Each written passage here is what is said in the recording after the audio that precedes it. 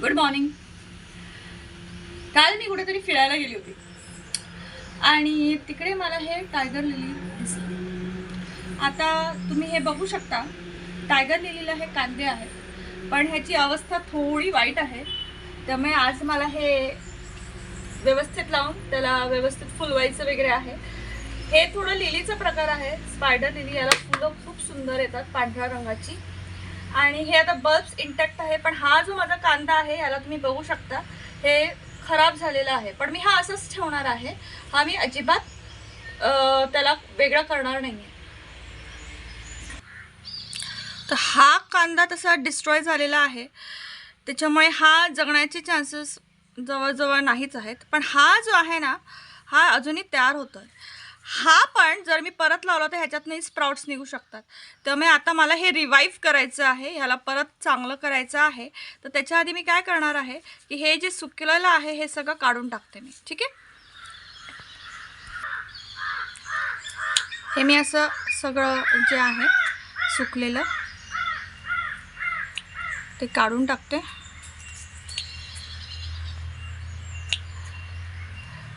हे पण थोडं कापते. आता हा जो आहे हा कांदा मी वापरणार आहे. तर सुरू करूया याचं पॉटिंग. आता स्पायडर लिलीला फार कमी पाणी लागतं, म्हणजे आपण थोडंफार ॲलोवेराच्या कॅटेगरीत त्याला मोडू शकतो. जसं ॲलोवेराला कमी पाणी लागतंच तसंच ह्यालाही कमी पाणी लागतं. त्यामुळे जे पॉटिंग मिक्स ॲलोवेराचं मी तुम्हाला दाखवलं आहे तेच पॉटिंग मिक्स तुम्हाला हे इकडे स्पायडर लिलीला पण वापरायचं आहे. तर आता ह्याच्यात मी तर ॲलोवेरासाठी जे मी पॉटिंग मिक्स जसं तयार केलं होतं तसंच मी ह्याचं पॉटिंग मिक्स तयार केलेलं आहे. फक्त ते ह्याच्यात एकच आहे की मी ह्याच्यात सिन्स मला हा रिवाईव्ह करायचा आहे ना प्लांट, त्यामुळे ह्याला न्यूट्रिशनची जास्त गरज लागणार आहे. त्यामुळे न्यूट्रिशनची गरज लागल्यामुळे मी ह्याच्यात जरा जास्त प्रमाणात शेणखत घालते,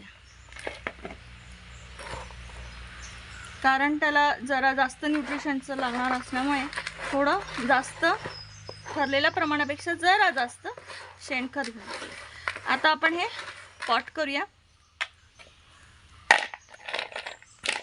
मी बेस भरते आहे दगडांनी. मी बेस दगडाने भरलेला आहे. आता ह्याच्यात मी टाकणार आहे.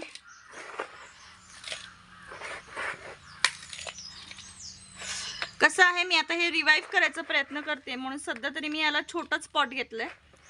जर ते व्यवस्थित रिवाईव्ह झाल्यावर मग मी त्याला मोठ्या पॉटमध्ये ट्रान्सफर करेन. हे आता मी इकडे लावते आणि वरती परत मातीने झाकते.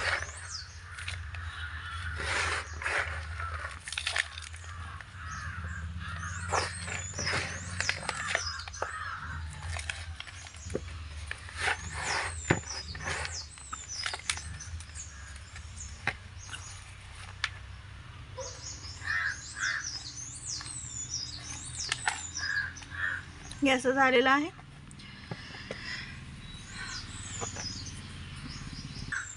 लास्ट टच पाणी. आता me for the first time व्यवस्थित पाणी घालणार आहे.